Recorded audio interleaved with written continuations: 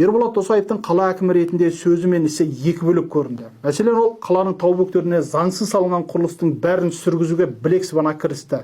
Мұнысы проблема шешуден қорықпайтын, әділдікті жақтаушы ретінде көрінді. Бірақ сөйте тұра, жер кезегінде мүлдем тұрмаған 5 адамға, оның ішінде Алматы облысының әкімі Марат Сұлтанғазиевтің шешесіне Алатаудың етегіндегі ең қымбат жерден жер телімдерін бөліп бере салды. Мұнысы әділдіктің маған керегіне заңды белшесінен бастым дегені болды.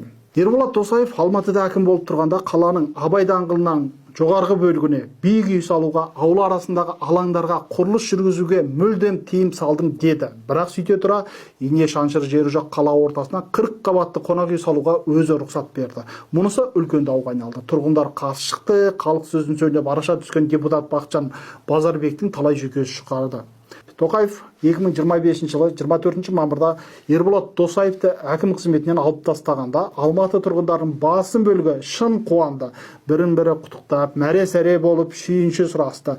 Я хочу сказать всем алматинцам: радуйтесь, ликуйте, наконец-то Досаева завтра снимут. Мы с вами наконец-то его дожали.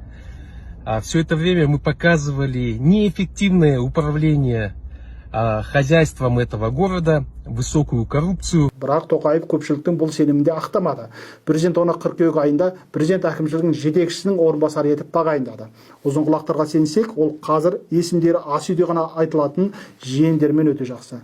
Кімнің жақсы, қалай қызметке барғаны әрине бізге маңызды емес. Бірақ өз ойыма салсам, Ерболат Досаев сияқты ісі мен сөзі алшақ жүрген жерінен шу кетпейтін шенділер билік басында жүргенде Конституцияны қанша жерден өзгертіп, қанша жаңартса да, әр әрпіне алтын жалатып, күміспен қаптаса да, одан елге түк пайда жоқ.